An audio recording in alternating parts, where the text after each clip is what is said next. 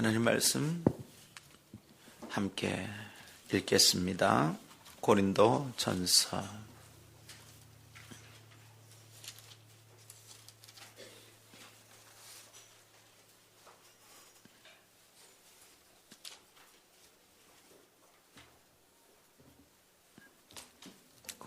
3장 10절 제가 읽겠습니다. 내게 주신 하나님의 은혜를 따라 내가 지혜로운 건축자와 같이 터를 닦아두매 다른 이가 그 위에 세우나 그러나 각각 어떻게 그 위에 세울까를 조심할지니라. 이 닦아둔 것 외에 능히 다른 터를 닦아둘 자가 없으니 이 터는 곧 예수 그리스도라. 만일 누구든지 금이나 은이나 보석이나 나무나 풀이나 지푸로 이 터 위에 세우면 각 사람의 공적이 나타날 터인데 그 날이 공적을 밝히리니 이는 불로 나타내고 그 불이 각 사람의 공적이 어떠한 것을 시험할 것임이라. 아멘. 이것은 하나님의 말씀입니다. 하나님의 말씀은 능치 못함이 없습니다. 하나님 감사합니다. 오늘도 말씀 앞에 서는데 저희의 마음이 하나님의 말씀에 집중되게 하시고 하나님의 말씀이 사람의 생각을 이기는 줄 믿습니다. 오셔서 주의 말씀으로 내 고집을 꺾으시고 세상의 쩔은 사고방식을 고쳐 주시옵소서. 하나님의 교회가 견고한 터 위에 세운 교회 될 수 있도록 저희가 한 달 내내 말씀을 나누었습니다. 오늘 다시 이 말씀을 붙드는데 오셔서 저희 교회가 견고한 교회 되게 하옵소서. 존귀하신 주 예수님 이름으로 기도하옵나이다. 아멘. 할렐루야. 저는 화장을 해본 적이 없습니다. 화장을 한 것이라곤 저희 아버님 화장한 것밖에 없습니다. 근데 이제 자매들 이래 보면 재미난 표현을 해요. 화장이 먹는다, 화장이 떴다. 솔직히 말하면 무슨 기분인지는 잘 모릅니다. 근데 가끔 아침에 일어나서 얼굴이 퉁퉁 붓는 날이 있어요.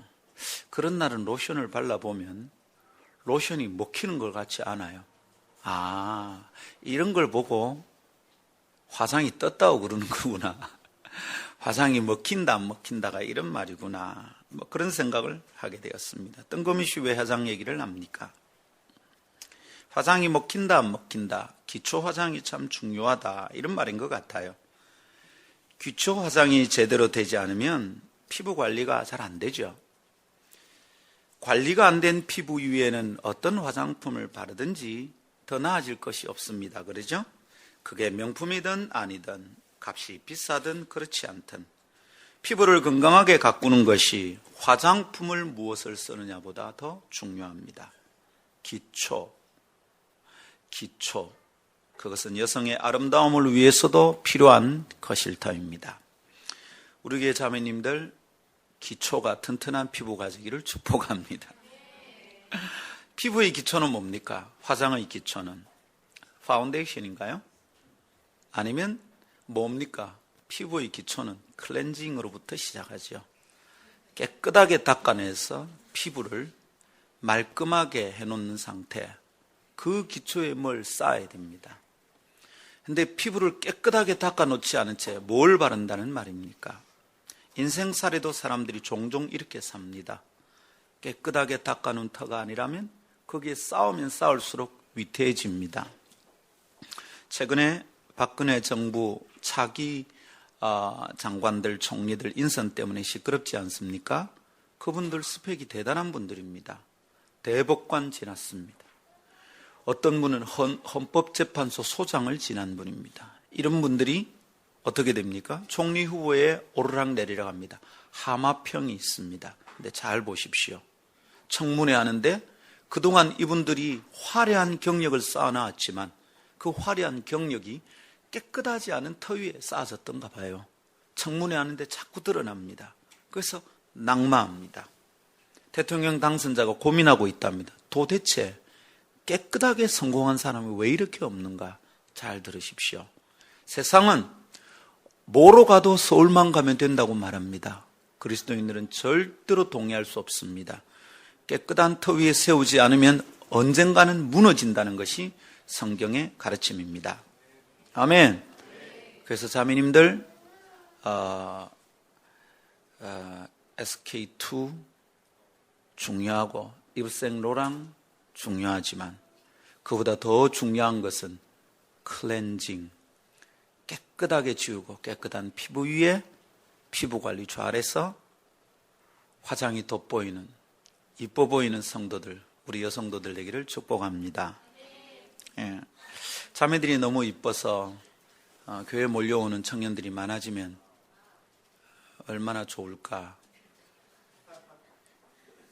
근데 허망한 기대인 줄 알고 있습니다. 우리 교회에서는. 사랑하는 성도 여러분, 우리 교회 이름이 뭡니까? 아름다운 교회입니다. 교회가 아름다우려면 어떻게 해야 됩니까? 우리도 기초 화장이 중요하겠죠. 클렌징이 중요합니다.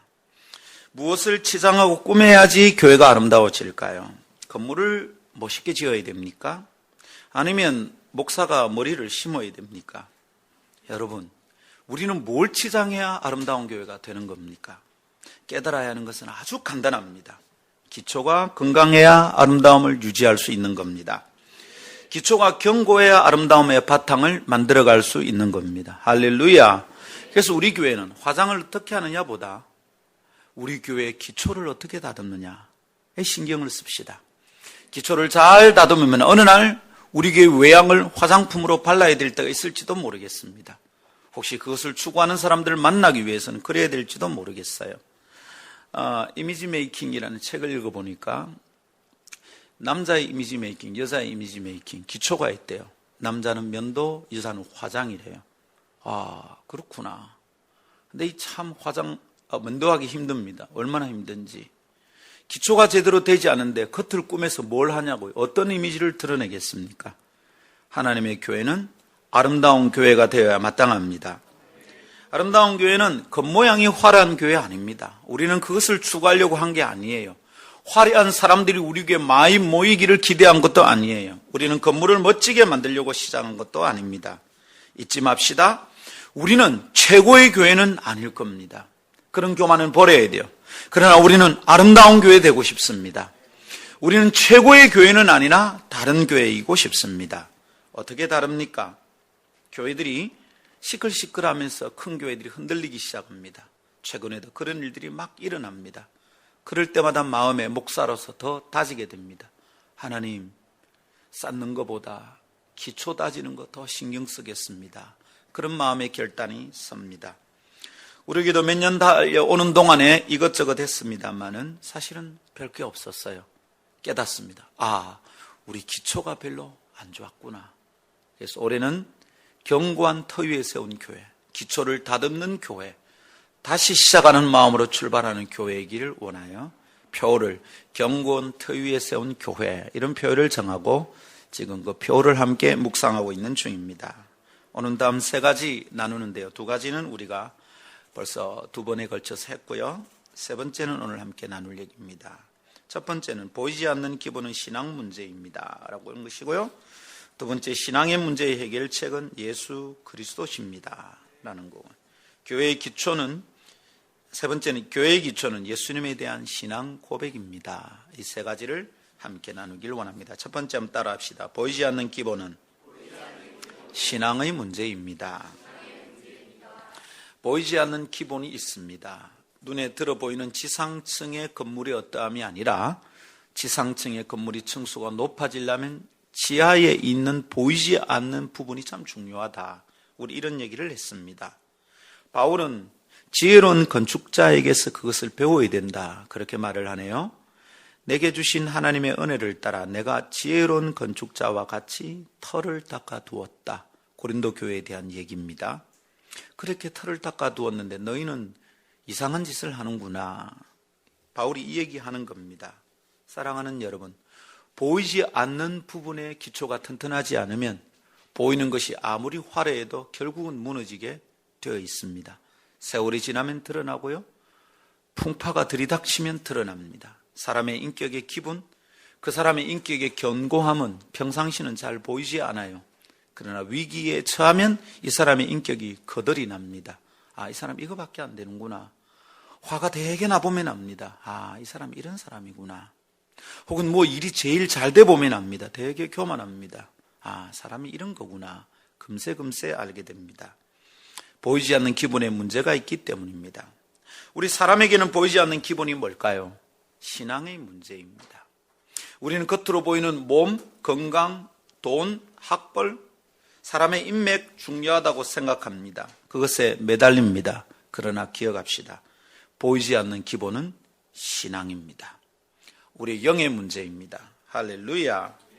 바울은 다른 성경 데살로니가에 보내는 성경 중에서 데살로니가 5장 23절에서 사람을 구성하는 세 가지 요소가 있다, 이 얘기였습니다. 벌써 세 번째 얘기합니다. 오후에 강의하면서도 한번 얘기한 적이 있죠. 우리는 혼과 영과 육으로, 몸으로 이루어진 존재다 그랬습니다. 그죠? 너희의 온 영과 혼과 몸이 우리 주 예수 그리스도께서 강림하실 때 흠없게 보존되기를 원한다. 사람의 구성 요소가 눈에 보이는 육, 몸, 그리고 우리의 정신세계, 지정의라고 말하는 혼, 그리고 그 안에 하나님과의 채널, 영, 이렇게 세 개로 나누어져 있죠. 눈에 보이니까 사람들이 몸 잘 챙깁니다. 몸 치장할 줄 압니다. 몸 아프면 병원 갈 줄 압니다. 거기서 조금 더 성숙한 사람들은 혼을 돌볼 줄 압니다. 자기의 내면 세계를 가다듬습니다. 독서합니다. 묵상합니다. 그러나 혼을 가다듬을 줄 모르는 사람은 육만 관리합니다. 밥 먹으면 되는 줄 알고, 집 있으면 되는 줄 알고, 건강하고 입을 옷이 있으면 되는 줄 압니다. 그러나 그렇지 않습니다. 혼을 잘 챙겨야 됩니다. 혼을 잘 가다듬은 사람들 보면 참 귀해 보입니다. 뭐 법정 스님 이런 분들 만나면 기가 막힙니다. 혜민 스님 요새 뜨잖아요. 책 읽어보면 이야, 목사 설교보다 가끔 은혜 되는구나 깨닫습니다. 그러나 그렇게 은혜를 끼치는 분도 지옥에 간다는 거죠. 왜냐하면 그분은 육과 혼은 아름다운데 영이 아직 해결되지 않은 것 같아요. 영은 보이질 않아. 혼도 좀 보여요. 맑은 눈을 가진 사람은 그 사람의 혼이 보여요. 아, 이 사람의 내면이 이렇구나. 이 사람의 생각이 참 아름답구나. 철학과 사상이 분명하구나. 그런 사람 만나면 참 기분 좋습니다. 존경이 막 됩니다. 근데 영의 문제는 잘 안 보입니다. 혼이 괜찮으면, 생각이 맑고 깨끗하면 그 사람이 다 존경할 만한 사람인 줄 압니다. 조심하십시오. 그렇지 않아요. 영의 문제가 있어요.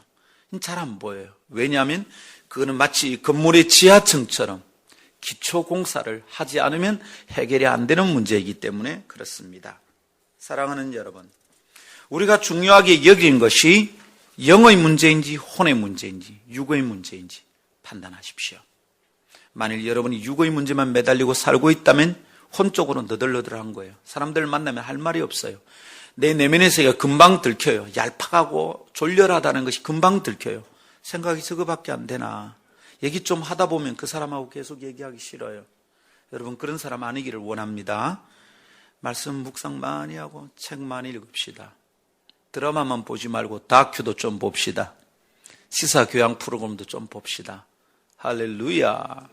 네, 걸어서 세계 속으로 이런 거 보면 전 세계를 이해하는 상식이 풍성해집니다. 사람을 만나면 할 말이 있어야 됩니다.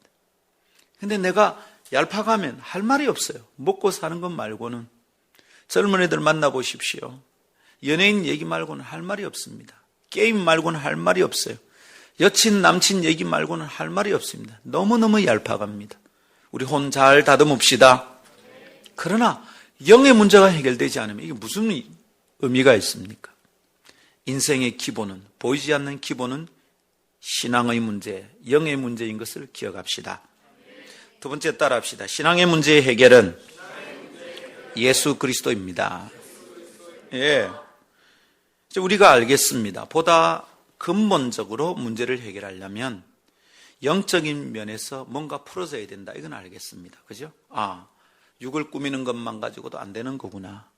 혼의 세계가 혼적으로 풍성하면 사람이 참 고상해 보이지만 결국은 그의 영의 문제는 해결이 안 되는 거구나. 우리는 알게 되었습니다. 그럼 이 영의 문제는 어떻게 풀어냅니까? 화장의 기본은 클렌징이다 그랬습니다. 영의 기본 문제도 클렌징입니다. 죄를 그냥 두고 그 위에 도덕을 쌓아서 의미 없습니다. 영의 죄를 그냥 두고 그 사람이 혼으로 고상하게 다듬는 거 의미 없습니다.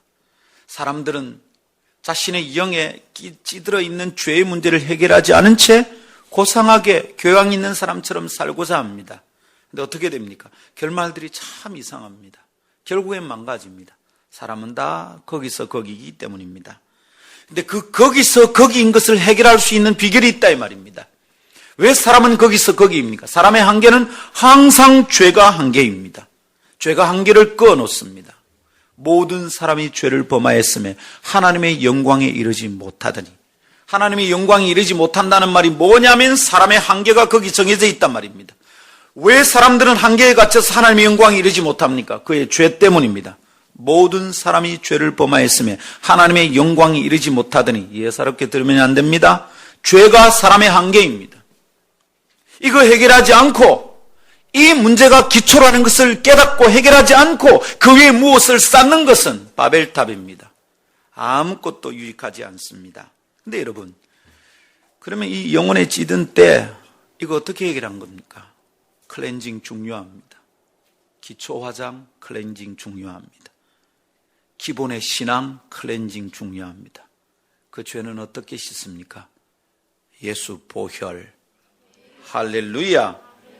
예수 십자가, 할렐루야. 바울은 하나님 앞에 나아가는 죄인의 모습에 대해서 고민을 참 많이 했죠. 참 많이 하는데 바울이 이런 말을 합니다. 우리는 옷을 입고 하나님 앞에 가야 된대요. 발가벗고 주님 앞에 설 수 없단 말이죠. 근데 무슨 옷을 입고 설 겁니까? 여러분 무슨 옷 입고 설 겁니까? 저는 오늘 양복 입었네요. 그것도 벨벳. 이 옷 관리하기 되게 힘들어요. 그래서 자주 못 입습니다. 막 팔꿈치가 막 이상하게 문드러지고 이러면. 그래서 이제 외국 사람들 보면 여기 뭐 덧댄 거 있죠? 그 문드러져서 덧댔는데 요새는 우리나라에는 새 옷이 막 덧대가 나와요. 여러분 무슨 옷 입으면 하나님 앞에 설 수 있겠습니까? 바울은 이렇게 말합니다. 그리스도의 의로 옷 입고. 한번 따라합시다. 그리스도의 의로 옷 입고. 예, 우리가 입어야 될 브랜드는 크리스찬 디오르가 아니고 그분의 의입니다. Christ's righteousness. 그분의 의로 옷 입고. 할렐루야. 예수님으로 덮어지지 않으면 그 영에 찌든 때가 하나님 앞에 그대로 드러나면 살 방도가 없습니다. 예수의 보혈로 씻지 않고는 이 기본 클렌징 문제가 해결이 안 됩니다. 사랑하는 여러분, 클렌징 폼 잘 선택해야 되죠. 자매들 아시죠? 이거 잘못하면 얼굴이 울긋불긋해집니다. 그냥 화장 바른 채 잠들고 그 다음날 아침에 일어나면 큰일 나죠? 화장품의 독소가 피부에 다 빨려들면 그 사람 피부가 어떻게 되겠어요? 저녁에 깨끗하게 지우고 자야 됩니다. 사랑하는 여러분, 깊이 잠들어 피부가 숨쉬어야 될 시간에 클렌징을 사용해야 된다면 깊이 잠드는 내 무의식, 내 영은 하나님을 어떻게 만납니까? 매일 잠들 때마다 예수 보혈이 필요합니다. 오 주여, 오늘 하루 동안 내가 실수하고 하는 제가 저지른 모든 허물과 죄를 예수 보혈 앞에 둡니다. 나를 씻어주시옵소서. 할렐루야. 신앙 문제의 해결책은 오직 예수 그리스도십니다. 이것에 대해서 깨닫기를 축복합니다. 우리는 올해 제로베이스에서 시작하자 이런 얘기들을 함께 나누고 있습니다. 성도들이 기도할 때도 그런 기도 제목이 나오고 얘기할 때도 이게 나오는 것이 참 감사합니다. 기억하십시오. 제로베이스에서 시작할 수 있어야 됩니다. 기초가 깨끗하고 튼튼해야 됩니다. 우리 가운데서 그래서 다시 시작하고 싶은 마음이 있는 분들이 있습니다. 제로베이스란 말은 다시 시작하는 것입니다. 맞습니까? 네, 그렇습니다. 근데 여러분, 어떻게 다시 시작할 수 있습니까? 다시 시작하고 싶다면 예수로 시작합니다. 화장을 고치고 싶으면 클렌징으로 지운 다음에 고쳐야 합니다. 화장을 고치고 싶다고 화장된 것 위에 또 다른 색조를 바르는 것은 어리석은 일입니다. 화장을 고치고 싶으면 클렌징 폼으로 지우고 난 다음에 다른 것으로 화장을 해야 합니다. 사랑하는 여러분, 올해는 다시 시작하고 싶다고요? 내 인생에 다른 일을 개척하고 싶다고요? 여러분, 어떻게 우리의 삶은 다시 시작할 수 있습니까? 지우고 시작해야 합니다. 뭘로요? 예수 보혈. 할렐루야. 예수님의 보혈은 한번 많이 회개하고 주님께로 돌아오든 구원받는 순간에 단 한 번 필요한 게 아닙니다. 예수님의 보혈은 매일 아침 필요합니다. 매일 저녁 필요합니다. 아침에 일어나면 참 부끄러울 때가 있습니다, 여러분. 제가 혼인 초기의 일입니다. 혼인 초기의 일인데, 한 여자한테 푹 빠져 있을 때잖아요. 다른 여자를 쳐다볼 겨를도 없을 때입니다. 다른 여자가 들어올 틈이 없을 때죠. 예, 저는 연애할 때도 막 한 여자만 쳐다봤어요. 그래서 저는 여자 보는 눈이 없어요. 한 여자밖에 안 봐놓으니까 여자를 비교할 줄도 몰라요. 여자 보는 눈이 없죠, 제가. 근데 이제 혼인을 했어요. 혼인 초기에 얼마나 좋습니까? 뭘 해줘도 맛있어요. 혼인 초기에 음식 가지고 투정 부리는 남자하고는 같이 살면 안 돼. 아니, 혼인 초기에 뭔 음식을 잘할 수 있습니까? 라면 끓일 수 있으면 되고, 전기밥솥 다룰 수 있으면 되지. 예, 그렇지 않아요? 근데 10년, 20년이 가도 그러면 곤란하지. 하다 보면 나아지는 거죠. 점점 나아지는 거죠. 시작할 때부터 음식 잘하는 여자가 어디 있습니까? 네? 김영애나 빼고 몰라. 하여튼 그런데 이제 뭐든지 마시고 뭐든지 좋을 때입니다. 막 행복합니다. 이 여자 말고는 내 마음속에 다른 여자가 기웃거릴 수가 없는 거죠. 근데 아침에 딱 일어났는데, 엄마, 내가 꿈을 꾸다 일어난 거예요. 무슨 꿈을 꿨느냐 하면 그 한국 영화를 꿈꾼 겁니다. 여러분 한국 영화 압니까? 들판에서 나 잡아봐라, 그걸 꿈을 꾼 겁니다, 제가. 근데 막 어떤 여자를 막 잡으러 가고 이 어떤 여자는 막 도망치는데 이 여자가 누군지를 몰라요. 그런데 분명한 것은 내 아내가 아니야. 구체적으로 얼굴을 가진 여자가 아니야. 여하튼 어떤 여자를 내가 뒤따라. 근데 아침에 잠을 딱 깼는데 이게요. 이상한 거야. 오늘 아내 얼굴을 못 보겠다. 아니, 꿈속에서 딴 것도 한 게 아니고 그냥 나 잡아봐라 한 거예요. 밥상을 딱 차려왔습니다. 정성껏 차렸습니다. 우리 집 밥상은 항상 정성껏입니다. 뚜껑 열어 그대로 내놓는 법이 없어요, 우리 집에는. 내가 그러면 막 난리가 나면 접시에 다 옮기다면 지금도 그래요. 근데 정성껏 차렸는데 얼굴을 쳐다보질 못하겠어요. 고개 푹 숙이고 밥 먹습니다. 아직 아내에게 이런 말 안 했어요. 근데 그날 묻더라고요. 왜 그래 고개를 숙이고 밥을 먹었어요? 너무 맛있었어. 근데 그날 아침에 깨달았어요. 밤사이에 내 무의식 속에서 내가 뭔 짓을 하는지 내가 잘 모르겠구나. 그 무의식 속에서 어떤 여자하고 나 잡아봐라 했다 아이가. 그래서 아내에게 부끄러운데 내 무의식 세계 속에서 혹시 예수 모른다 하는 거 아닐까? 내 관자놀이에 권총을 들이댔는데 북에서 내려와가지고 내가 나 예수 모른다 살려줘 이런 건 아닌가? 내 꿈속에서 무슨 일이 벌어졌는지 어떻게 알아요, 여러분?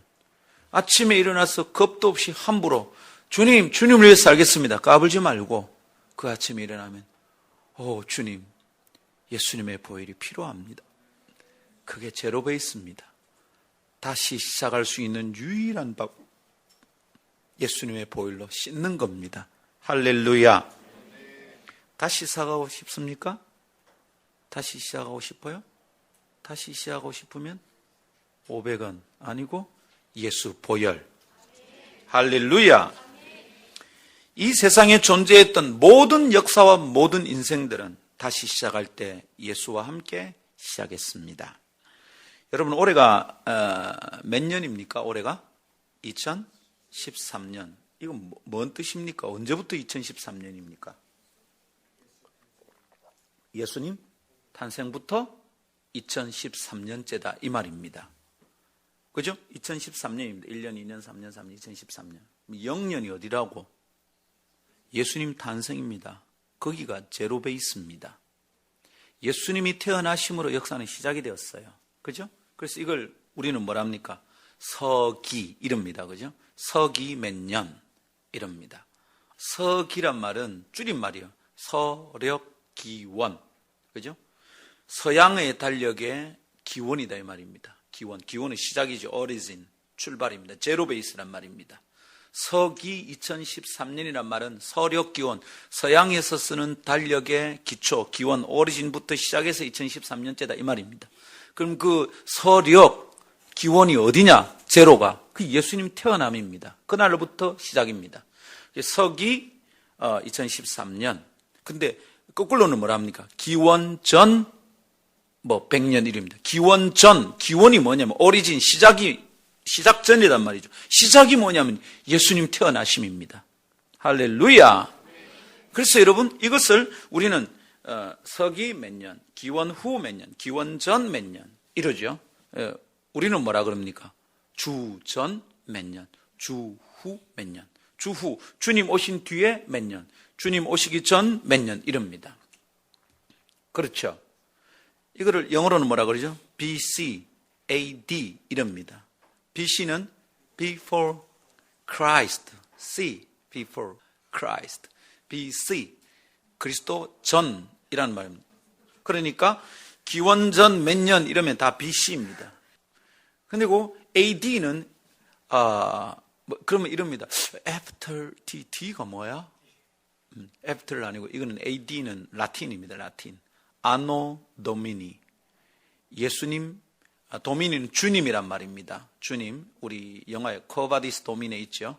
Quo Vadis, Quo 이러면 what, 이런 말입니다. Quo, 이거는 의문사란 말이고요. Quo Vadis Domine, 도미네는 혹격이에요. 도미니는 사격. 전치사 뒤에는 목적격, 사격. 죄송해요. 한번 잘난 척 해보는 거예요. 잠시만 참아주셔요. 다른 건 또 잘 몰라요. 이거 몇 가지만 딱 알아요. 아는 거 나오면 또 자꾸 떠벌리는 거죠. 예. 돈 들여서 배웠으니까 써먹어야 될 거 아니에요. 아노 도미니, 뒤라는 말입니다. 아노, 뒤에, 도미니, 주님, 주님 뒤에 이 말이죠. 그러니까 우리가 쓰는 주전, 주후라는 말이 여기에 딱 맞는 말입니다. Before Christ, 주님 전, 아노 도미니, 주님 후. 여러분, 그러면 역사의 중심에 뭐가 있는 겁니까? 예수님이 계신 거예요. 예수님 태어나신 것이 오리진입니다. 이게 기원입니다. 이게 제로 베이스입니다. 여기서부터 2013년째가 되면 서기 2013년입니다. 예수님 태어나신 게 오리진입니다. 이게 기원입니다. 이게 제로입니다. 여기서부터 앞선 것은 다 BC입니다. 역사의 중심에 예수님이 계십니다. 근데 이게 역사의 중심만이 아닙니다. 모든 개인이 새로 출발하고 싶으면 다 예수로부터 출발해야 되는 겁니다. 내가 쌓아놓은 것이 엉뚱하고 영 형편없다면 어떻게 해결하고 지웁니까? 돈 세탁합니까? 학벌 세탁할 수 있습니까? 관계를 다 끊고 다른 노래 가면 됩니까? 이름 바꾸면 됩니까? 성형 수술하고 얼굴 바꿔서 살면 됩니까? 여러분, 우리는 내 삶을 새롭게 할 때 어떻게 지우고 삽니까? 친구들을 끊으면 됩니까? No! 그렇지 않아요. 내 인생의 지난 날을 지우고 새롭게 출발할 수 있는 유일한 방법은 예수 그리스도십니다. 신앙 문제의 해결책은 거기에 있는 줄 믿으십시오. 그래서 여러분, 히스토리는 영어로 history, H-I-S-T-O-R-Y, 히스토리는 그분의 이야기입니다. His story, H-I-S-S-T-O-R-Y 붙여놓으면 history, 역사학을 증명합니다. Before Christ, Anno Domini. 사랑하는 여러분, 2013년 여러분의 인생이 새롭게 달라지는 분기점이 되기를 축복합니다. 제로에서 2013년까지 살아왔지만 역사는 여기까지 진행되었지만 어떤 나라에는 오늘이 제로입니다. 어떤 사람에게는 2013년이 제로입니다. 나는 오늘 새롭게 태어났다. 올해 1살, 내년에 2살, 하나님이 내 어린 성삼을 정리하게 하시고 예수 그리스도가 내 삶의 중심이 되고 예수 그리스도께서 내 삶의 새로운 출발이 되게 하신 줄 믿습니다. 할렐루야. 다시 시작하고 싶다면 예수님으로 시작합시다. 마지막 오늘 세 번째 한번 따라합시다. 교회의 기초는 예수님에 대한 신앙 고백입니다. 할렐루야. 그렇죠? 기본은 영의 문제입니다. 신앙의 문제입니다. 그랬고요. 그 영의 문제, 신앙의 문제를 해결하는 것은 예수 그리스도입니다. 얘기했습니다. 그러면 교회의 기초는 우리 경관 터위에 서야 하잖아요. 교회의 기초는 뭡니까? 교회의 기초는 그 예수님에 대한 신앙의 고백입니다. 영의 문제가 기본이랬습니다. 그게 기초입니다. 그 영의 문제를 해결하기 위해서는 예수님이 필요합니다. 요것에 대한 고백이 교회의 기초를 이룬다, 이런 말입니다. 우리 교회의 기초는 어디에 있습니까? 예수님에 대한 나의 개인의 신앙 고백, 예수님에 대한 우리 교회의 신앙 고백에 있습니다. 마태복음 16장 예수님께서 마지막 세 번째 유월절을 지키기 위해서 예루살렘으로 올라가십니다. 마지막 세 번째 유월절에 유월절 양 제물은 무엇입니까? 당신 자신입니다. 첫 번 예수님이 공생애를 30에 시작하셔서 33세 십자가에 달리셨잖아요. 근데 이제 공생애가 3년이라는 것은 복음서를 보면 예수님이 유월절을 3번 보내셨어요. 그게 복음서에 나타나요. 근데 첫 번째, 두 번째 유월절에도 예루살렘에 가시죠. 네, 가십니다. 근데 마지막 세 번째 유월절 지킬로 예루살렘으로 갑니다. 이때는 당신을 유월절 양으로 제물로 드리려고, 번제물로 드리려고 지금 가시는 중입니다. 근데 제자들은 그 길에서 엉뚱한 짓을 참 많이 했죠. 근데 그 길을 가다가 주님이 제자들에게 물었습니다. 야야, 사람들이 나를 누구라 하더냐? 이러니까 뭐 엘리야라 그럽니다. 뭐 그러기도 하고, 어떤 또 약간 정신이 나간 사람은 죽은 세례 요한이 다시 나왔다 갑니다. 뭐 여러 가지 얘기를 합니다. 그래. 그러면서 주님이 한마디 더 묻습니다. 그러면 너희는 나를 누구라 하느냐? 물었습니다. 그때 베드로가 저요. 먹고 베드로, 마태복음 16장 16절 유명하죠? 시몬 베드로가 대답하여 이르되 주는 그리스도시요 살아계신 하나님의 아들입니다. 굉장히 중요한 대답이었죠. 이게 뭡니까? 예수님이 누구냐고 묻는 것에 대한 답이었습니다. 예수님이 누구냐 물으면 주는 그리스도시요 살아계신 하나님의 아들입니다. 이래 말이죠. JMS 정명석이가 30단계 성경부를 다 마치면 묻는답니다. 이렇게. 2단입니다. JMS 정명석이 30계단은 30단계 공부를 다 마치면 30단계입니다. 우리보다 더 많네. 딱 마치고 나면 묻는답니다. 너는 나를 누구라 하느냐? 대답을 이래야 된답니다. 선생님은 그리스도시요 살아계신 하나님의 아들입니다. 그런데요. 근데 그 고백이 나온답니다. 기가 막히게. 사탄이 딱 붙들고 있는 중이죠. 정명석이가 그렇게 보이는 거죠. 그러니까 그 여자들 보고 너는 주를 섬길 수 있느냐? 이러니까 네, 처녀들이 그래, 주님이 나를 섬겨라. 여자들이 막 몸 갖다 주고 이런 거예요. 아주 못된 이단입니다. 우리 주님은 그렇지는 않으시죠, 물론. 자, 시몬 베드로가 대답합니다. 주는 그리스도시요 살아계신 하나님의 아들입니다. 그래서 주님이 뭐라 합니까? 이 아름다운 베드로의 신앙 고백, 곧 이어 주님이 말씀하셨습니다. 18절에 뭐라 그럽니까? 또 내가 네게 이르노니 너는 베드로라. 내가 이 반석 위에 내 교회를 세우리니 음부의 권세가 이기지 못하리라. 이럽니다. 잘 보십시오. 뭐 위에 교회를 세운다고요? 반석 위에 세운답니다. 이 반석 위에 내 교회를 세운다. 그렇게 하면 음부의 권세가 못 이긴다. 이럽니다. 생각해 봐야 돼요. 그럼 이 반석이 뭡니까? 베드로가 고백했는데 너는 베드로라. 이게 베드로가 반석이란 뜻입니다. 그래서 천주교는 뭐라 그러냐 하면 초대 교황을, 제1대 교황을 베드로로 여깁니다. 그리고 그 교황의 권위 위에 교회가 선다. 이렇게 말합니다. 굉장히 무식한 소리입니다. 왜냐하면 헬라어 원어를 보면 너희 이름은 베드로라 할 때 이것은 남성입니다. 성이. 그죠? 남성, 여성 있고요. 중성도 있습니다. 우리나라는 단어에 남성, 여성 없죠? 근데 유로피안 랭귀지, 유럽에 있는 언어들은 다 영어 빼고, 영어는 제일 하등 언어입니다. 제일 하등 언어예요. 옹탕 잡탕이고요. 근데 고등 언어들은 이제 다 독어, 불어, 이태리어 이런 게 고등 언어죠. 뭐 별거 아니에요. 제가 독어를 배웠기 때문에 그렇죠. 근데 헬라어도, 근데 베드로는 페트로스, 이러면 로스, 이러면 남성입니다. 근데 이 반석 위에 내 교회를 세운다 할 때는 페트라입니다. 여성형입니다. 달라요.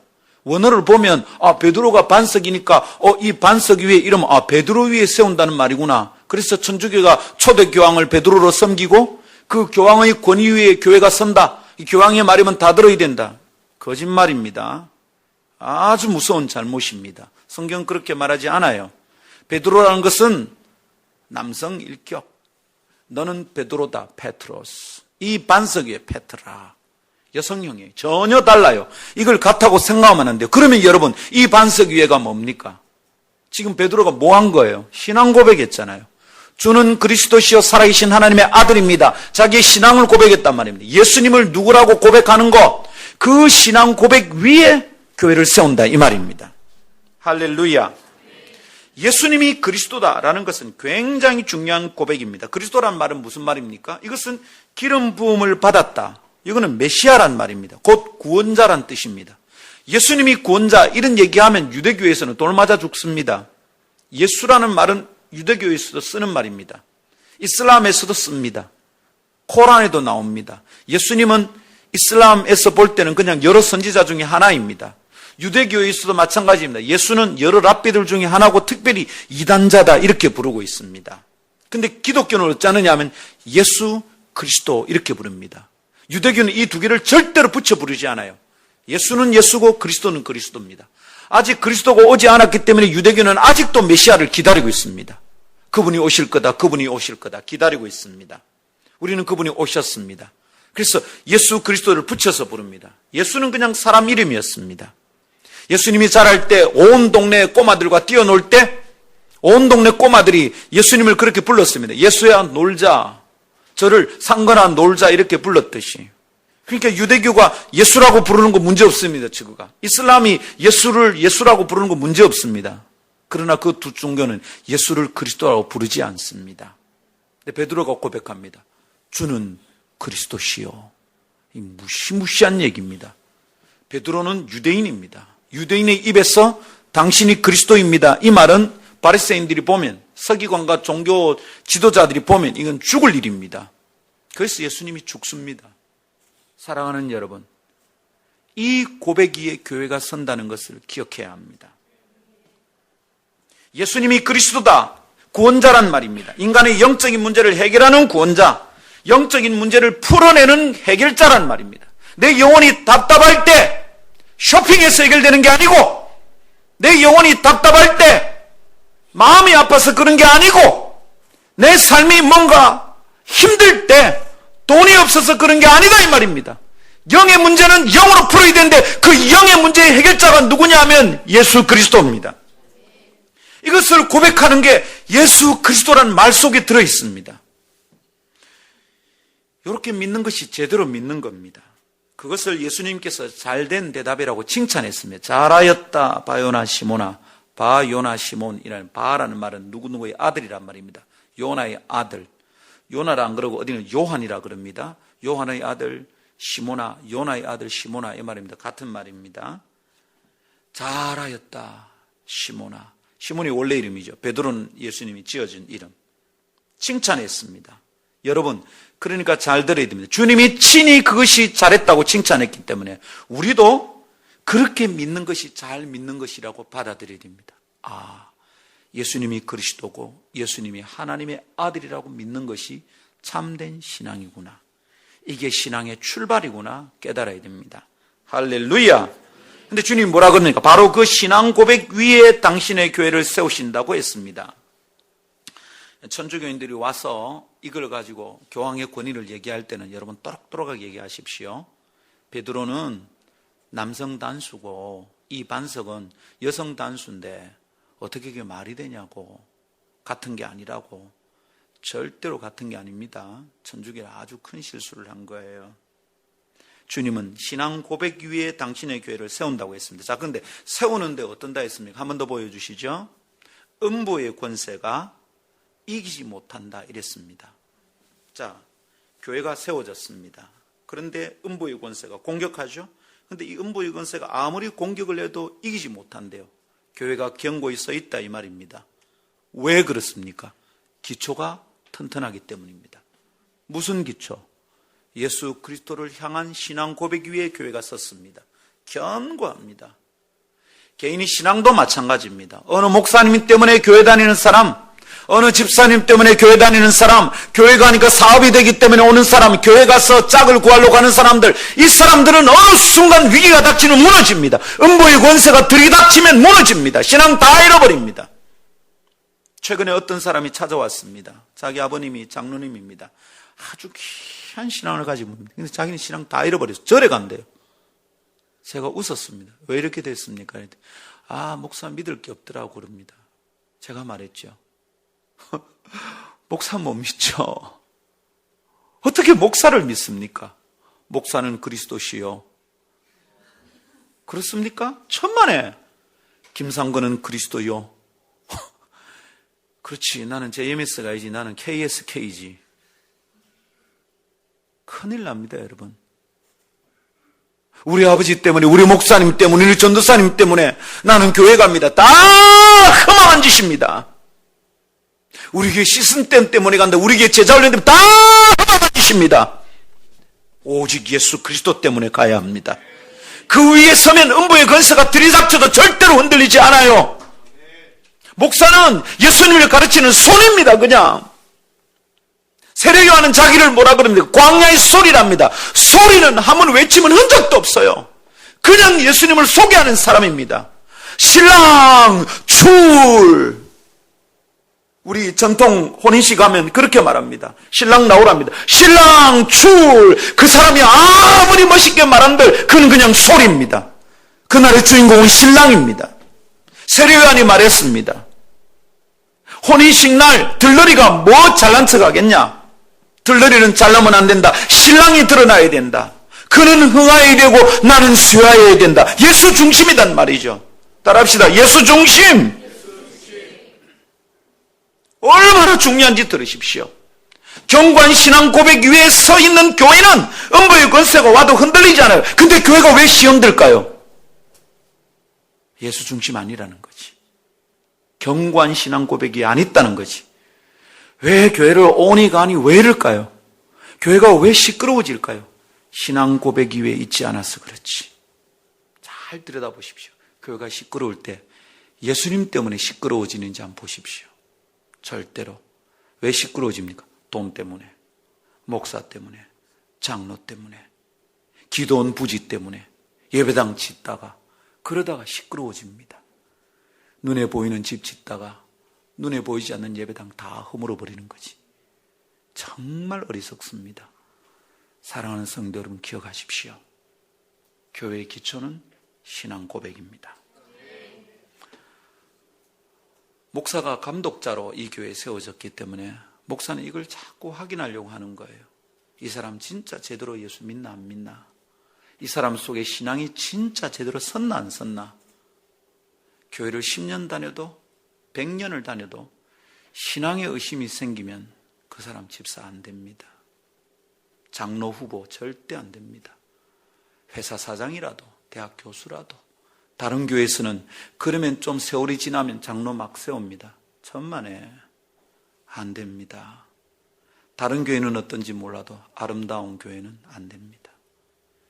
예수를 어떻게 고백하고 예수가 그 삶 속에 중심이 되냐 안 되냐? 이거 확인되지 않고는 절대로 아무것도 없습니다. 그런 사람이 집사가 되고 그런 사람이 장로가 되고 권사가 되니까 그 사람 때문에 교회에 문제가 생깁니다. 여러분 새신자 때문에 교회 시끄러운 교회 봤습니까? 절대로 없습니다. 교회 지도자들 때문에 직분자들 때문에 교회가 시끄럽습니다. 낸대하는 사람들 때문에 시끄러워요. 자기의 신앙 연륜이 좀 있다고 생각하는 사람들 때문에 시끄럽다고, 자기가 믿음이 괜찮다고 여기는 사람 때문에 시끄럽다 이 말입니다. 왜 그렇습니까?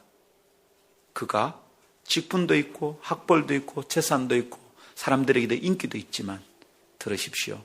그 속에 예수가 없어요.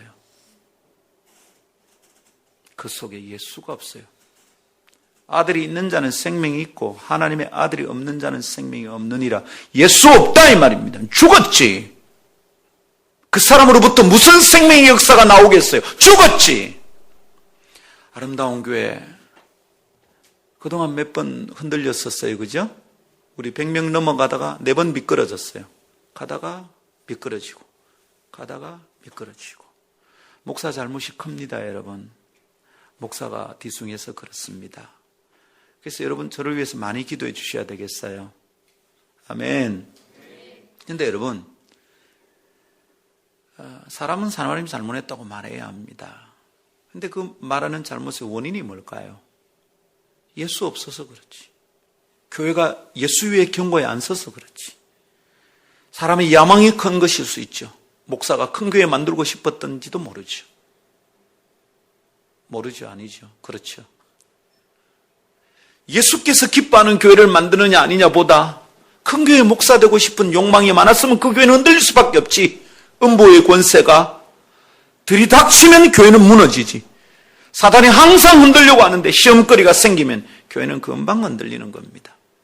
사랑하는 성도 여러분, 주님께서 신앙 고백 이후에 당신의 교회를 세우시고 그렇게 되면 음보의 권세가 이기지 못한다고 하셨습니다. 하나님의 말씀이니까 붙잡아야 됩니다. 어두운 세력과 세상의 흐름이 교회를 넘어뜨릴 수 없다고 하신 겁니다. 신앙 고백이 든든하게 선 교회, 그것이 기초가 되어 견고히 선 교회는 어떤 시험과 유혹에도 흔들리지 않습니다. 진짜로 강한 교회가 되는 겁니다. 이것이 우리 주님의 선언입니다. 주님의 선포입니다. 그렇다면 아름다운 교회가 견고한 교회를 되기 원한다면 다른 방법이 없습니다. 기초 튼튼해야 됩니다. 그 기초는 바로 견고한 신앙 고백입니다. 예수 그리스도가 누구신지 깨닫고 고백하는 것에 깊이를 뿌리내린, 예수의 깊이 뿌리박은, 예수의 십자가 깊이 붙드는, 예수가 구원자라는 것을 명료하게 붙드는 견고한 신앙 고백 위에 교회가 서야 합니다. 예수님을 제대로 믿고 고백하는 사람들에 의하여 교회는 성장하고 든든하게 서갈 수 있는 거죠. 예수를 위하여 헌신한 예수의 제자들에 의해서 교회는 성장하는 것입니다. 교회 성장은 그러하게 헌신된 제자들을 통해서 이루어지는 겁니다. 교회가 잘 되기를 바라지 않는 사람이 여기 어디 있겠어요? 여러분 교회가 잘 되기를 바란다면 여러분이 주님과 잘하기를 바랍니다. 예수님하고 사이가 좋아야 합니다. 내 신앙의 출발이 예수님 때문에 출발해야 됩니다. 내 죄가 예수님의 보혈로 씻음받은 상태에서 내 신앙이 쌓여야 되는 겁니다. 할렐루야. 오늘 아침 혹시 여러분 들을 수 있습니까? 예수님께서 동일하게 우리에게 묻고 계신 거 알겠습니까? 너희는 나를 누구라 하느냐? 주님의 관심은 제자들에게 세상에 나를 누구라 하느냐? 그게 진짜 관심이 아니셨어요. 세상은 예레미야가 살아났다 하고 엘리야가 살아났다 하고 어쩌고 저쩌고 랍비 중에 랍비다 하고 뭐라고 말을 하든지 너희는 나를 누구라 하느냐? 왜냐하면 그 너희들이 교회였거든요. 세상은 세상이죠. 교회가 중요한 거죠. 주님은 제자들의 대답에 관심이 있으셨습니다. 너희는 나를 누구라 하느냐? 우리 뭐라고 대답할래요? 주님, 바깥에서는요, 이래 해요. 주님, 고등학교 때는 이래 배웠어요. 주님, 수영로기에서는 이래 해요. 말고! 너희는 나를 누구라 하느냐? 서울에서는 이래 말을 하는데 말고! 너희는 나를 누구라 하냐고. 아니, 미국에서는 이래 말한다. 그거 말고! 너희는 나를 누구라 하느냐? 이 질문에 올바른 답을 가진 사람들이 교회입니다. 예배당에 들락가는 사람이 교회가 아니라 예수가 누구냐라는 것에 대한 답을 굳세게 붙들고 있는 사람이 교회입니다. 저 사람 때문에 교회 나오니 못 나오니, 건강이 안 돼서 교회 나오니 못 나오니, 교회가 마음에 드니 안 드니 다 가짜들이에요. 온갖 핍박 속에서도 신앙을 잃어버리지 않은 믿음의 선배들이 있었습니다. 지금도 북한에 있습니다. 예수 때문에 지키고 있는 겁니다.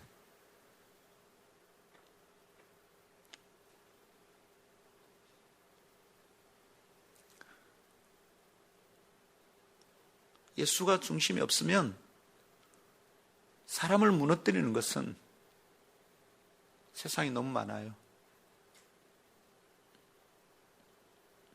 돈 때문에 무너지고, 명예 때문에 무너지고, 여자 때문에 무너지고, 집안 때문에 무너지고.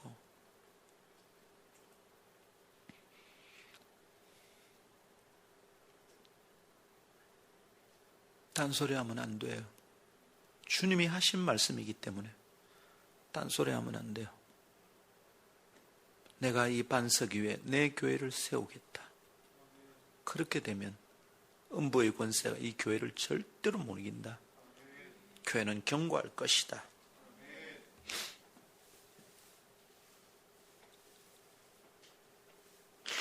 사랑하는 여러분, 도대체 예수님은 여러분에게 누굽니까?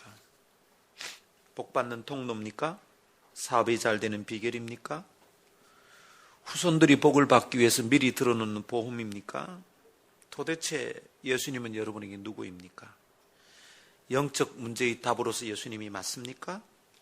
물론 주님은 육적인 필요를 채우기도 하십니다. 가난하고 고통받는 이웃들에게 주님은 희망이 되어 주셨습니다. 억압당하는 친구들에게도 그분은 친구였습니다.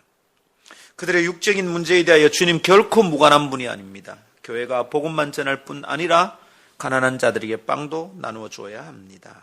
그러나 주님은 그들의 육체의 문제를 필요 중심적으로 해결하신 것이 아닙니다. 그 필요만 채워주면 그 사람들의 문제가 해결됐다고 생각하지 않았다 이 말입니다. 왜 그들에게 이런 문제가 생기는지 근원적인 치유, 본질적인 해결을 해주셨습니다. 왜 이 문제가 생깁니까? 근원적인 문제는 영의 문제입니다. 드러나지 않는 영의 문제가 막혀있어 풀어지지 않는 그들의 육의 문제, 그걸 주님이 해결해 주시기 시작하셨습니다. 여러분, 오늘 예수님이 우리에게 어떤 분입니까? 이 고백 참 중요합니다. 예수님이 나의 전부인지, 나의 신랑인지, 내게 주님인지, 내 산성인지, 나의 반석인지, 예수님 내게 누구입니까? 우리는 오늘 예수님을 그런 구문으로 고백하고 있습니까? 주님, 나의 산성입니다. 내 구원자십니다. 이것이 순수하고 온전한 신앙의 문제입니다. 복음에도 여러 가지가 있습니다. 복음서는 몇 가지가 있습니까?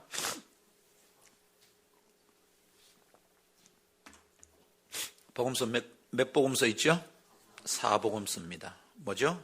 마태, 마가, 누가, 요한. 4복음서가 있습니다.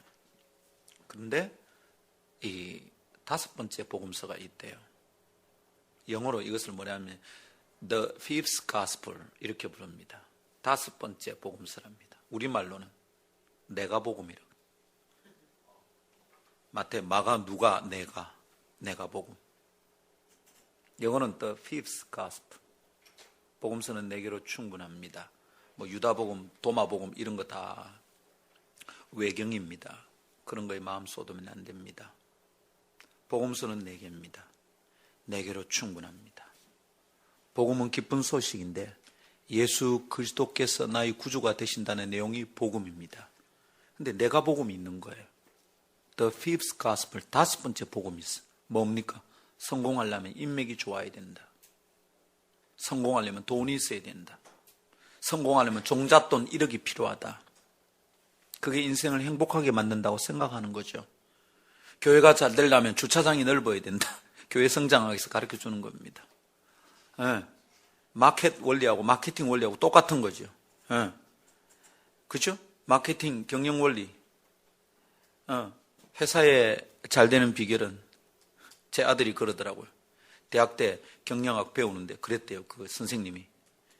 First location, second location, third location, last location. 첫 번째도 장소, 두 번째도 장소, 세 번째도 장소, 마지막도 장소. 가게를 어디다 차리는지 중요하다. 교회도 그렇답니다. 그럴까요? No. 교회는 first, Jesus. second, Jesus. third, Jesus. 대답합니다. 이제 last. 할렐루야. 내가 복음 안 됩니다, 여러분. 내가 믿는 대로 믿는 거 안 됩니다. 교회가 약한 것은 바로 이것 때문입니다. 교회가 약한 것은 예수가 중심에 없기 때문입니다. 교회가 약한 것은 이 신앙 고백이 분명하지 않기 때문입니다. 개인의 성도들이 자주 시험 드는 건 무엇 때문입니까? 예수가 중심에 없기 때문입니다. 돈이 중심에 있으니까 돈 치면 금방 자빠집니다. 사람에게 매달리는 사람은 사람한테 핍박받으면 금방 자빠집니다. 가정이 중심인 사람은 가정이 흔들리면 금방 자빠집니다.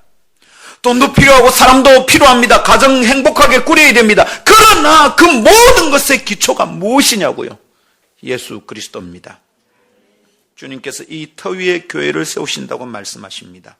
예수님이 누구신지 정확하고 바르게 고백하는 신앙 고백이 교회의 견고한 기초가 된다는 것을 붙잡으시기를 축복합니다. 말씀 맺겠습니다. 사실 우리가 나눠야 될 얘기 중에 오늘까지 나눈 얘기가 제일 중요한 얘기라서 제가 시간을 좀 많이 보냈습니다. 3주에 걸쳐서 얘기했습니다. 교회는 영적 문제에 더 우선적인 관심을 가진 공동체여야 됩니다. 잊으면 안 되겠습니다. 교회의 기초는 예수 그리스도입니다. 교회는 예수님이 누구신지 고백하는 사람들로 인하여 더욱 견고해집니다. 돈 많은 사람 때문에 교회가 풍요로워지는 것 아닙니다. 학벌 높은 사람들 때문에 교회가 유식하고 좋아지는 것 아닙니다. 교회는 예수님이 누군지 정확하게 고백하는 사람들로 인해서 견고해집니다. 이런 신앙 고백이 없다면 교회는 교회가 아닙니다. 온전한 신앙 고백 위에 설 때 교회는 본질적으로 튼튼한 터 위에 서는 것임을 믿으십시오. 그러면 예배는 뭡니까? 예배는 이 영적인 문제를 해결하는 사람들이 기쁨으로 드리는 축제입니다. 기쁨으로 만나는 축제인 마당이 예배입니다. 가만히 있어도 기쁨이 샘솟는 것이 예배입니다. 제가 오늘 아름청 콰이어 찬양하고 나서 매주 이래 하면 좋겠다, 우리가 찬양할 때 이러면 좋겠다 싶었습니다. 자유롭게, 행복하고 기쁘게. 왜 그렇게 합니까? 분위기 때문에 그럽니까? 아닙니다. 그렇게 하지 않으면 견디지 못할 만큼 내 안에 행복이 있기 때문입니다. 할렐루야. 그러나 이 영적인 부분이 막혀있고 해결이 안 되는 상태라면 예배는 따분할 수밖에 없죠. 축제가 아니죠. 지겹고 지루한 시간이 될 뿐입니다. 예수가 중심에 있으면 예배가 활기찹니다. 예수님 더 높이고 싶습니다. 예수님 때문에 해결된 걸 생각하면 행복하기 그지없습니다. 그러나 예수 없으면 따분합니다. 사람만 만나고 가는 거죠. 영혼이 쉼을 얻고 자유를 얻은 사람들이 누리는 기쁨이 넘치는 예배가 우리 가운데, 우리 교회 가운데 이루어지기를 축복합니다. 그러니까 교회는 예수님 잘 믿는 공동체여야 합니다. 예수 잘 믿읍시다. 성도 여러분, 예수 믿읍시다. 아니, 목사님, 예수 믿으라는 것은 예수 안 믿는 바깥에 가서 해야 되는 거 아닙니까? 아니요. 우리 예수 잘 믿어야 됩니다. 한경직 목사님이 마지막에 목사님들에게 하실 말씀이 있는지 은퇴 다 하시고 누가 찾아가서 인터뷰를 했대요. 한 목사님, 대한민국의 목사님들에게 마지막으로 하실 말씀이 없으십니까? 한경직 목사님 입에서 진짜로 뜻밖의 말이 나왔습니다. 가만히 계시다가 한 말이 이럽니다. 목사님들, 예수 잘 믿읍시다. 제가 그걸 책에서 읽었어요.